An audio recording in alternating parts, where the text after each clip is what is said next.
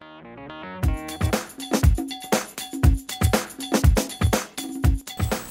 inti untuk kita para sahabat ini yang terdapat di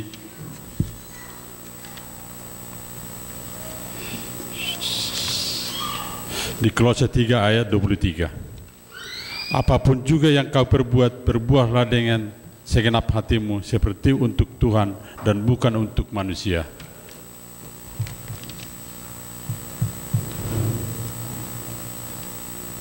Mari kita menyanyi dengan setengah suara, Tuhan bersabdalah padaku.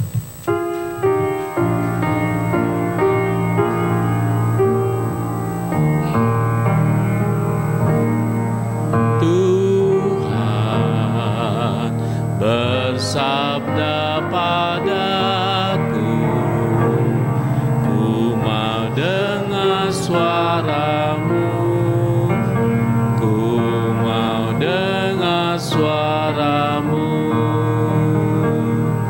Tuhan bersabda padaku, ku mau dengar suaramu sekarang.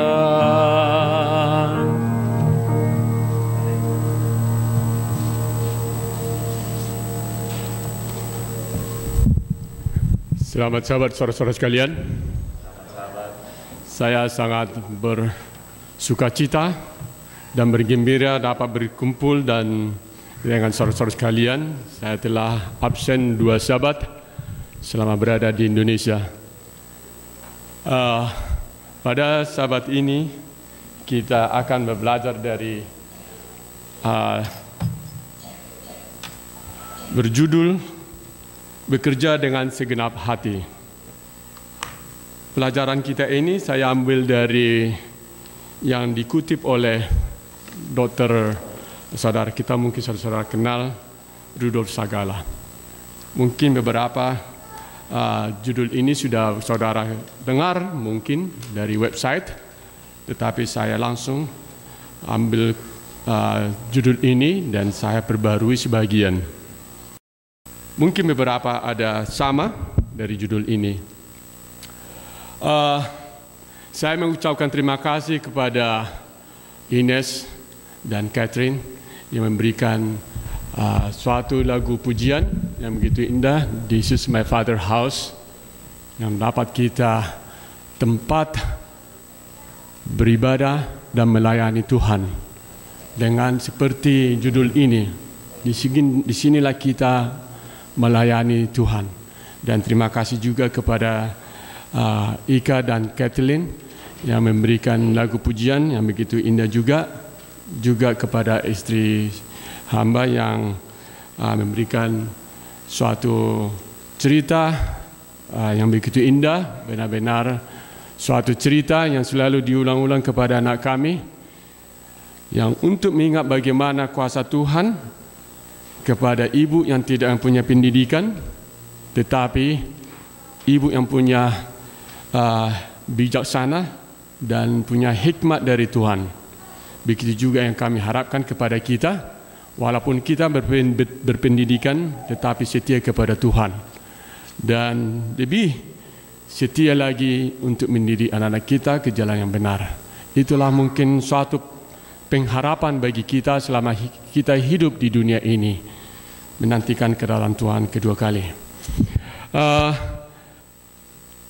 Ayat inti kita tadi telah dibacakan, terdapat di Kolose 3 ayat 23. Tidak salah untuk kita ulangin.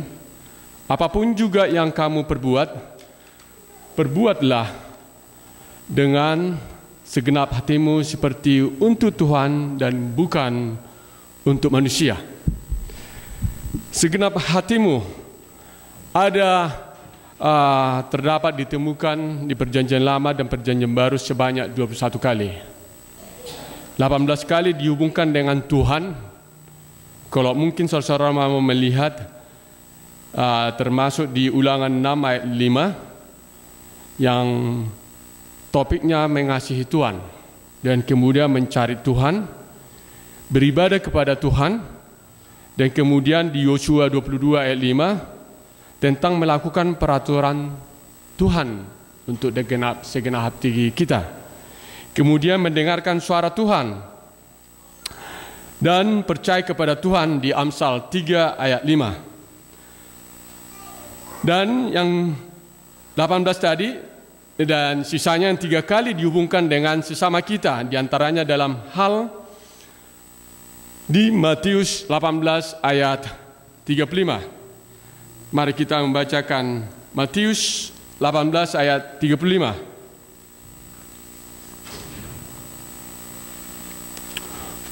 Untuk anak-anak muda kita, can you open your Matthew 18 verse 35. For those who can read it, I'll let you read it please.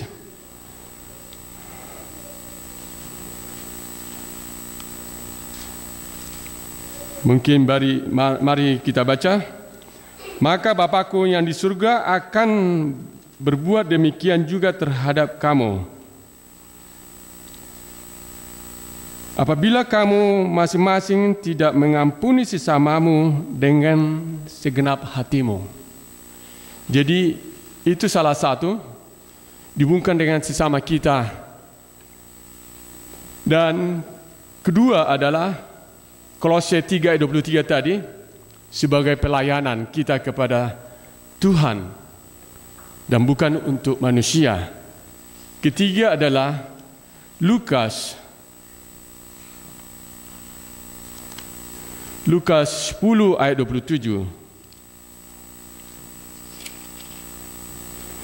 Jawab orang itu, kasihilah Tuhan Allahmu dengan segenap hatimu dan dengan segenap jiwamu dan dengan segenap kekuatanmu dan dengan segenap akal budimu, dan kasihilah sesama manusia seperti dirimu sendiri.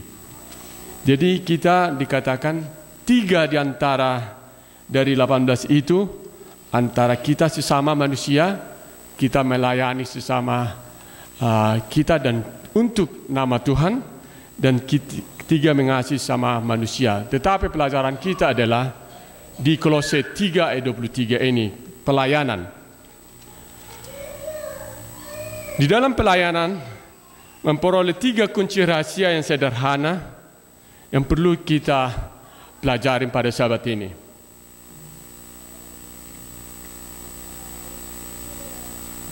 Pertama adalah sikap. Kedua adalah emotional and intelligence quotation, dan ketiga adalah kesempatan atau opportunity. Sikap, suatu ekspresi yang sederhana dari bagaimana kita suka atau tidak suka terhadap beberapa hal. Suatu ekspresi yang sederhana bagaimana kita suka atau tidak suka terhadap hal. Gengni menuliskan bukunya tahun 1974 mengatakan bahwa sikap yaitu merupakan suatu keadaan internal yang mempengaruhi pilihan tindakan individu terhadap 3, yaitu objek, kedua pribadi, ketiga peristiwa. Pertama adalah sikap untuk objektif. Bagaimana kita, maksud saya sikap bagi pribadi, yaitu individu. Bagaimana sikap kita yang apa? Gampang tersinggung, sakit hati, marah, balas dendam. Itu salah satu merupakan apa? Tindakan internal dari individu. Kedua, objektif, objek. Sikap yang apa? Suka menunda atau mengelak atau menjauhkan diri dari apa? Sesuatu. Adapun mungkin juga ada yang sikap apa? Rajin melakukan sesuatu. Baru yang lain peristiwa, terhadap peristiwa. Suatu peristiwa yang mungkin sikap kita yang bisa mengontrol apa? Situasi kita. Mungkin yang tidak terkontrol, yang bisa tidak terkontrol sesuatu keadaan peristiwa tersebut. Ataupun yang bumerang yang terjadi. Seperti, dan selalu kita kalau ada situasi peristiwa bumerang, wah isu, terus apa? Meledak. Ataupun peristiwa yang terjepit, melakukan apa? Suatu kesimpulan atau jalan yang apa? Singkat. Itulah yang sesuatu yang yang mempengaruhi keadaan internal individu kita. Kemudian jenis-jenis sikap. Jenis-jenis sikap yaitu berorientasi kepada respon. Kedua, berorientasi kepada kesiapan respon. Ketiga, berorientasi kepada skema. Maksudnya berorientasi kepada respon yaitu adalah suatu bentuk dari perasaan kita, respon kita, yaitu perasaan mendukung atau memihak,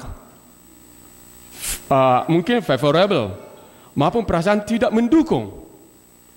Baru berorientasi kepada kesiapan respon, maksudnya adalah suatu kesiapan untuk bereaksi terhadap suatu objektif atau objek dengan cara tertentu.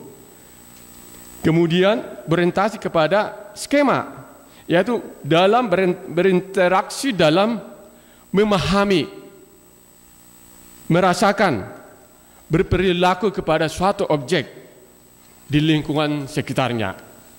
Seperti contoh di Alkitab. Mari kita baca di, mungkin bisa kelihatan dari jauh atau tidak ya, di Amsal 6 ayat 9. Apa dikatakan di Amsal 6 ayat 9? Hai pemalas, berapa lagi engkau berbaring? Bilakah engkau akan bangun dari tidurmu? Itu salah satu di contoh di Alkitab. Kedua, Amsal 12 ayat 24. Tanya orang rajin memegang kekuasaan, tetapi kemalasan mengakibatkan apa? Kerja paksa. Amsal 13 ayat 4. Hati si pemalas penuh keinginan, tetapi sia-sia, sedangkan hati orang rajin diberi kelimpahan. Itu salah satu apa? Bagaimana sikap kita? Berorientasi kepada respon, berorientasi kepada kesiapan kita, berorientasi kepada skema kita, memahaminya. Apa dikatakan di Amsal ini? Kemudian 1 Korintus ayat 9 ayat 16. Di ayat apa kita tadi? Ayat sautan kita. Inilah sebenarnya kita pelajarin di ayat sautan kita. Karena jika aku 1 Korintus 9 ayat 16. Karena jika aku memberitakan Injil, saya garis bawahi dan saya bold itu, aku tidak mempunyai alasan untuk memegahkan diri. Jadi apa dikatakan di sini adalah Apostol Paulus mengatakan suatu apa? Responnya, suatu perilakunya di dalam mengabarkan Injil. Dari contoh-contoh Alkitab yang kita baca tadi dari Amsal dan 1 Korintus menunjukkan sikap terhadap approach, yaitu mendekati suatu masalah, bearing, suatu bagaimana kita memikul suatu masalah, feeling, bagaimana kita merasakan, manner, bagaimana sikap kita berperilaku, mindset, bagaimana kita pangkal tolak dari pikiran kita, baru opinion, bagaimana kita berpendapat, baru outlook, bagaimana kita memandang kita keseluruhan, dan seterusnya. Pembentukan sikap. Pembentukan sikap ada beberapa, ada 5, yaitu faktor mempengaruhi pembentukan sikap. Ada 1, pengalaman pribadi dari pembentukan sikap. Pengalaman kita adalah itu pengalaman pribadi yang harus meninggalkan kesan yang kuat, seperti pengalaman yang diceritakan istri saya atau Nyonya Napitupulo. Pengalaman yang bagaimana mertua saya diberikan dan dapat diaplikasikan dan diberikan contoh kepada anak-anak. Dan kedua, kebudayaan, sikap kebudayaan pembentukan, maksud saya nomor 2, kebudayaan pembentukan sikap tergantung kebudayaan tempat individu tersebut dibesarkan. Contoh, sikap orang kota dan orang desa terhadap kebebasan dalam pergaulan berbeda, saudara, kebudayaannya di dalam kota dan dari kampung datang. Seperti kita sekarang ini, kebudayaan kita yang selalu sekarang kita khawatirkan, dan orang Indonesia bertanya-tanya sekarang, apa yang terjadi di Amerika? Bagaimana kebudayaan di orang kita Indonesia di Amerika? Banyak bercampur baur yang mereka dengarkan. Ada yang begini, ada yang begitu, ada begini. Jadi itulah suatu sikap pengaruh dari kebudayaan. Ketiga adalah orang lain dianggap penting. Sikap kita menganggap orang lain yang suatu orang yang penting. Kalau orang kita datang orang apa? Misalnya seperti Indonesia, orang kaya selalu didahulukan dilayani langsung di depan.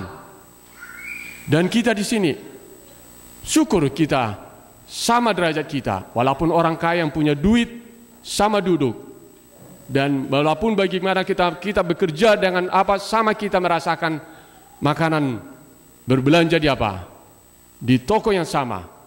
Itulah melanjut suatu suatu sikap pembentukan sikap yang dianggap penting. Keempat, media. Kita melihat sekarang sikap kita bagaimana terhadap anak-anak kita tentang media elektronik. Sangat dikhawatirkan sekarang. Bagaimana sikap kita mengajar atau mendidik anak-anak kita dalam menghadapi elektronik yang canggih sekarang. Kalau di Indonesia lebih canggih saya lihat daripada di Amerika ini. Karena di Indonesia itu elektronik sebagai trial. Setelah trial di mereka sukses, dibawa lagi ke negara Amerika ini. Negara-negara yang punya illegal patent, hak patennya yang bisa dipertanggungjawabkan. Kalau sebelum itu dibawa di Indonesia, di Asia, dicoba. Kalau tidak bisa hak patennya baru belum bisa dibawakan ke negara-negara yang harus punya hak patennya dipertahankan. Kemudian institusi, lembaga pendidikan dan agama. Inilah yang kita dapat bagaimana kita institusi yang berfungsi meletakkan dasar pengertian dan konsep moral dalam diri individu kita. Sekarang, bagaimana kenapa saya membawakan ini, judul ini? Judul bekerja dengan segenap hati. Gereja kita telah establish mulai tahun 1997 atau 98 kalau tidak salah. Dengan keuangan kita sangat bagus, saudara, dan saya sebagai bendahara, saudara, yang saudara pilih sangat punya kemajuan. Namun, saya memberikan dulu kepada chart kita. Inilah chart ekonomi kita, pemberi perpuluhan kita.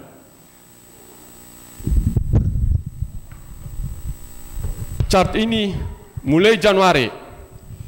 Kita lihat first Sabbath, yaitu coklat, warna coklat itu.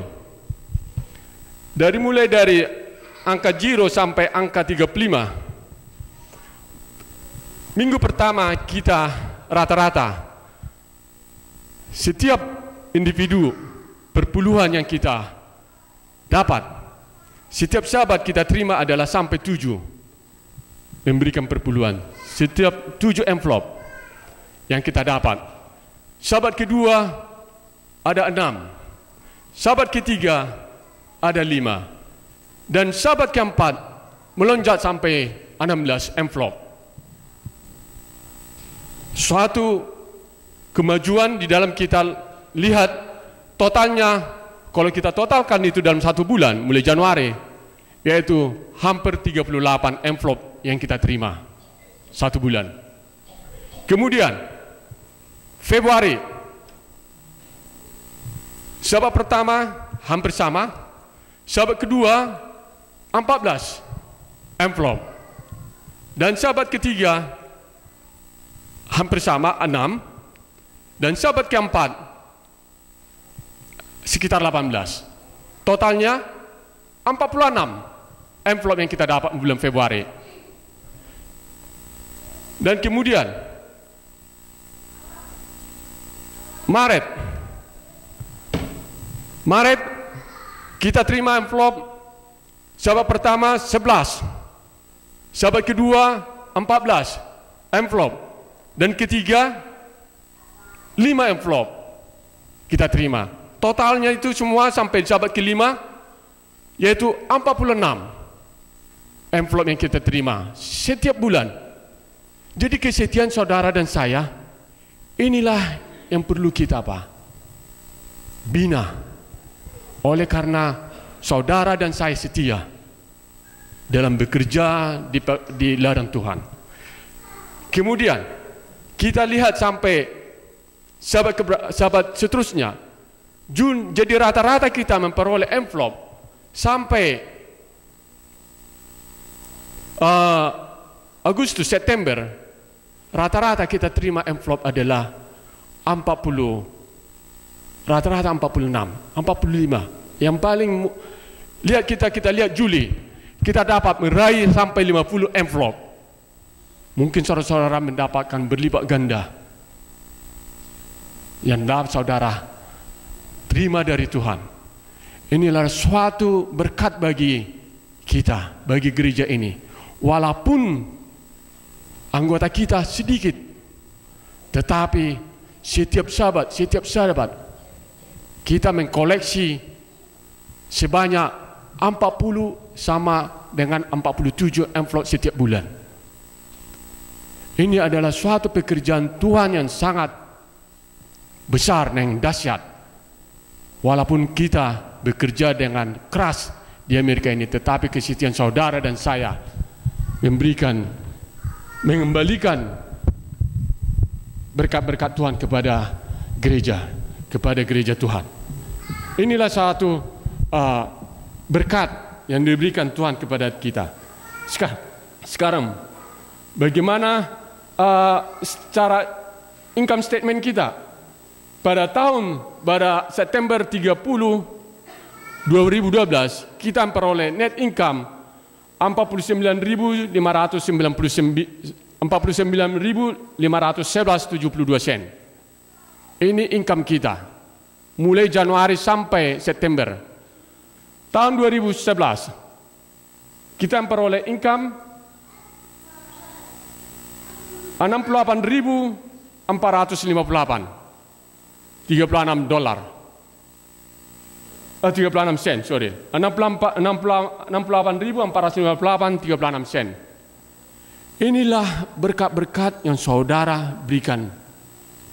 Inilah berkat-berkat yang Tuhan berikan kepada saudara.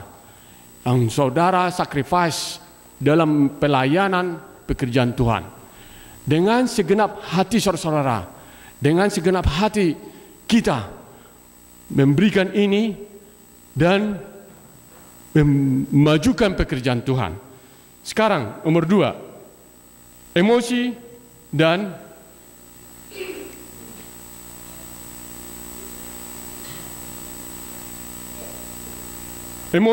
kecakapan,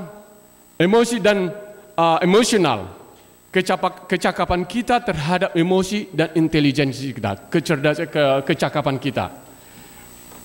Emosi adalah suatu kata, emosi berasal dari bahasa Latin, yaitu emovere, yang berarti bergerak menjauh. Arti kata ini menyiratkan bahwa kecenderungan bertindak merupakan hal mutlak dalam emosi.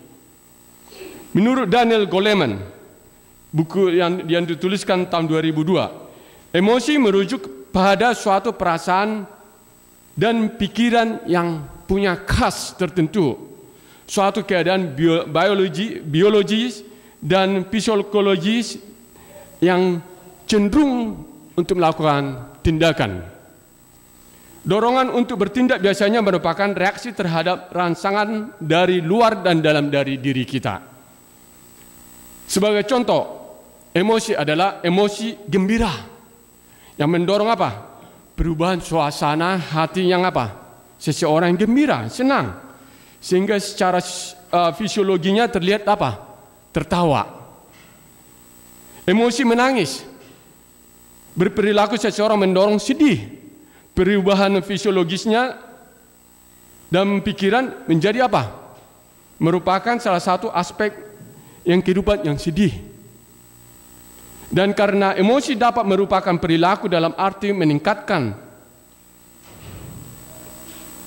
tapi juga dapat mengganggu perilaku intensional pribadi kita, dapat mengganggu kita. Bisa jadi stroke, bisa jadi apa? Senang, yang tadi itu.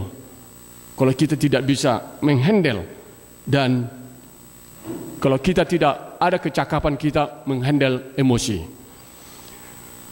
Daniel Goleman yang tadi berpendapat kecenderungan intelektual dan kecerdasan emosi adalah mendorong individu untuk memberikan respon atau stimulasi yang ada dan menghadapi tantangannya adalah suatu kuasa atau dapat kita menguasai kehidupan emosi kita dengan kecerdasannya. Contoh, suatu emosi kita menghandle nafsu. Apabila nafsu kita dilatih dengan baik, akan memiliki kebijaksanaan. Nafsu pembimbing pemikiran dan nafsu penilai yang dapat kita kontrol. Apa yang dimaksud dengan emosi? Emosi, kebahagiaan, ketakutan, kemarahan, kasih sayang. Dan ada dua dimensi emosi. Fisiologisnya adalah merupakan suatu keadaan pikiran manusia yang kompleks yang disertai dengan adanya perubahan jasmani dan karakter. Dan psikologisnya terhadap keadaan gangguan dan atau kegembiraan yang ditandai dengan adanya suatu perasaan yang kuat. Gangguan dan perasaan yang kuat. Apa yang dimaksud dengan emotional quotation? Sebagai yaitu mengetahui apa yang rasanya baik, apa yang rasanya tidak baik, dan bagaimana cara untuk menjadikan yang tidak baik dan atau yang menjadi baik. Mengetahui emosi dan mengetahui emosi yang lain itu mengacu kepada keterampilan dalam mengatur emosi yang dapat menyeimbangkan antara kemampuan emosi dan alasan. Apakah pendidikan emotional quotation diajarkan di sekolah? Tidak. Kita diajarkan sistem pendidikan di sekolah. Dalam penekanan masalah IQ saja yang dapat diajarkan di sekolah. Tapi EQ tidak. Kepada kita di sekolah diajarkan mata pelajaran sejarah. Itu adalah intelijen. Dan kita tidak diajar bagaimana mengatasi frustrasi, ketertarikan, tekanan, kegagalan, dan yang lain-lain. Kepada kita tidak diajarkan bagaimana mengatur emosi, misalnya bagaimana untuk berinteraksi, mengkoordinasi, menyesuaikan diri, atau berkomunikasi. Jadi kita harus dapat mengatasi dengan emosi kita sendiri. Kita diarahkan belajar semuanya hal ini dari orang tua kita, pengalaman kita, teman kita, EQ kita, emosi kita, yang memberikan sebagai model kepada kita. Kemudian dalam langkah hidup kita, selanjutnya kita diajarkan dan dianjurkan untuk dapat mengatur emosi kita supaya kita sukses.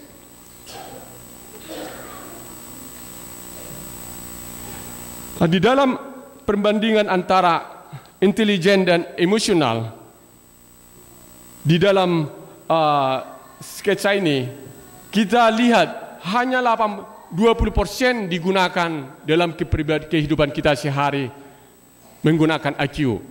Tetapi EQ digunakan 80% untuk menjadi sukses. Kemudian EQ, high EQ person yang emosional yang seseorang yang diharapkan Yang paling tinggi adalah pada bagaimana waktu, a time to wait and a time to watch, a time to be aggressive and a time to be passive, a time to be together and a time to be alone. Itulah salah satu high EQ person. Kita melihat di sini bagaimana perbandingan IQ dan EQ.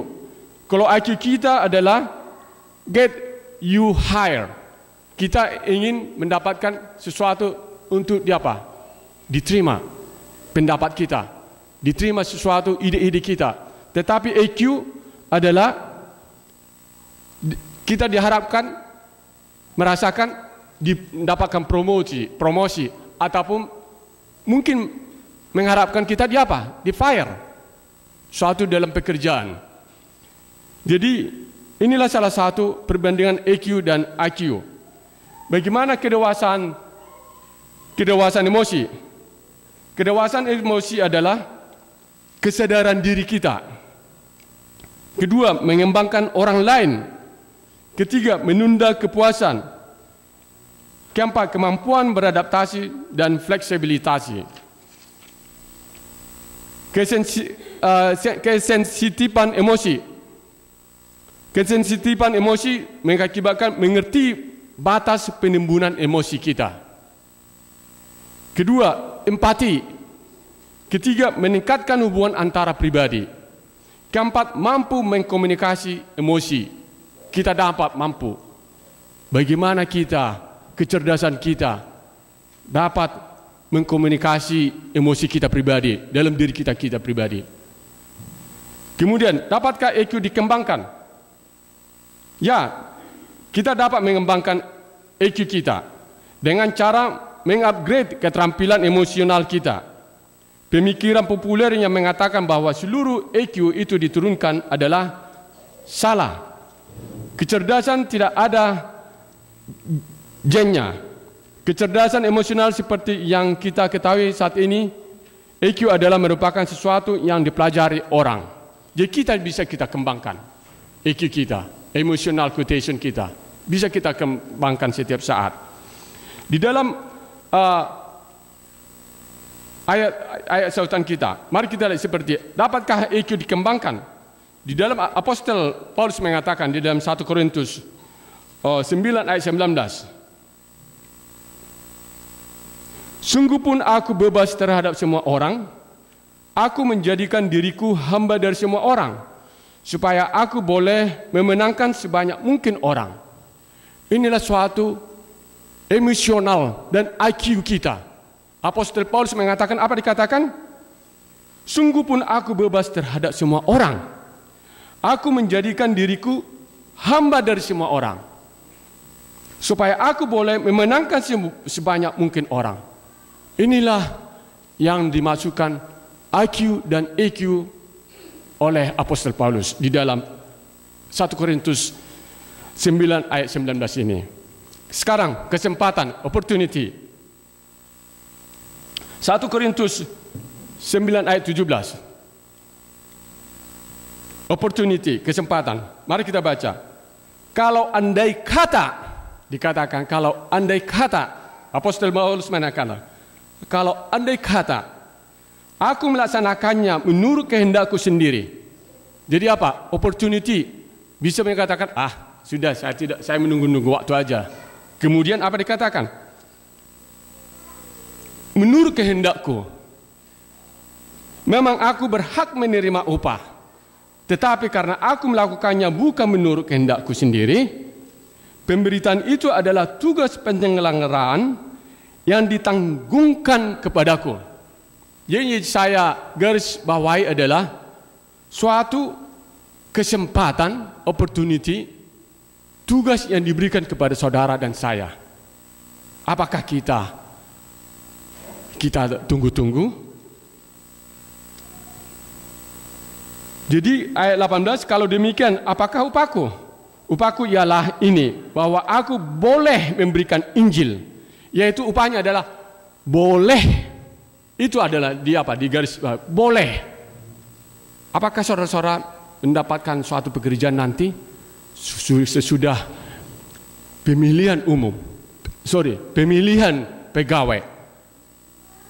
Suatu kesempatan yang indah, boleh menerima apa? Melakukan pekerjaan. Pada waktu saya di Indonesia, di Pangandaran, 2 minggu lalu, saya berkesempatan yang baik menghadiri pemilihan pegawai Conference Jawa Barat yang dibawakan oleh saya Alviner Luman Raja. Dia sebagai eskom dari UNI. Itulah pagi pertama kali saya melihat pemilihan Conference Jawa Barat yang begitu damai dan berjalan dengan baik. Mereka bandingkan pada 3 tahun lalu sampai gontok-gontokan untuk memperoleh pekerjaan, supaya memperoleh kesempatan boleh melakukan pekerjaan melayani Tuhan. Kita di sini mau melaksanakan apa? Pemilihan pegawai sidang. Suatu kesempatan bagi saudara dan saya boleh melakukan dan melayani di pekerjaan Tuhan. Inilah kesempatan bagi kita yang begitu indah. Jadi di dalam statement, ada statement dalam kesempatan, yaitu jangan menunggu sebuah senyuman terlebih dahulu untuk berbuat baik. Apa maksudnya itu? Suatu kesempatan, jangan menunggu sebuah senyuman terlebih dahulu untuk berbuat baik. Tentang senyuman, ada menuliskan tentang bagaimana itu senyuman. Suatu syarat senyum, ada namanya kunci 227. Artinya senyum itu baru terlihat tulus dengan menarik bibir ke kanan 2 cm dan ke kiri 2 cm dan ditahan 7 detik. Begini. Kalau kurang 7 detik itu senyuman yang tidak apa? Tulus. Coba kita senyum dulu. Itu 7 detik. Itulah suatu apa? Suatu senyuman yang apa? Yang tulus. Suatu apa? Katakan, jangan menunggu sebuah senyuman terlebih dahulu untuk berbuat baik. Lakukan, saudara, di dalam pekerjaan kita. Kedua, adalah itu menurut apa? Pak Jamil. Apa yang dikatakan oleh Pak Amir Tengku Ramli 127, yaitu angka 1 artinya senyuman haruslah berasal dari bertujuan untuk menyatukan hati. Jadi datangnya dari apa? Hati kita. Dan hal yang memberi dengan menerima senyuman. Jadi ada apa? Take and give. Kalau saudara atau saudara Henry senyum, dan kalau tidak saya apa respon? Dia akan apa? Marah. Ini ngerti atau tidak? Jadi satu hati. Jadi satu datangnya dari apa? Hati kita dan hati dia ada kontak batin. Jadi dengan sama 2 cm sama dan 7 detik sama. Jadi itu adalah senyum yang tulus. Kedua, jangan menunggu memiliki banyak untuk membagikan sedikit yang ada. Apa maksudnya jangan menunggu memiliki banyak? Kita sudah mengumpulkan banyak, tetapi untuk membagikan sedikit yang ada. Jadi 2 entah apa hal, kita sudah menumpuk banyak apa harta, tetapi kalau kita memberi apa sedikit, tidak seimbang, sebagaimana lauk mati, ya kan, saudara-saudara. Jadi apa? Saya membawakan suatu gambar. Inilah cerita sebagai waktu saya di sana. Saya melihat di televisi seorang kisah pemulung yang ikut berkorban di daerah Tebet, Jakarta Selatan. Bayangkan saudara-saudara, seorang pemulung. Bagaimana itu pemulung, saudara-saudara? Mungkin Bapak Kasyotang bisa mengatakan, memberikan arti pemulung, Bapak Kasyotang. Pekerjaannya adalah untuk pergi ke tempat sampah, dan itu terdapat bahan-bahan yang bisa di-recycle, plastik, kertas, dan dibawalah itu dan dijual. Dijual. Terima kasih. seorang bernama Ibu Yanti. Pendapatannya 4.500 satu hari dari pemulung. Ibu Yanti adalah sebuah keluarga yang dikunjungi oleh Menteri Kebudayaan dan Sosial Kebudayaan, yang punya 3 bermaksud memberikan korban 2 ekor apa? Kambing.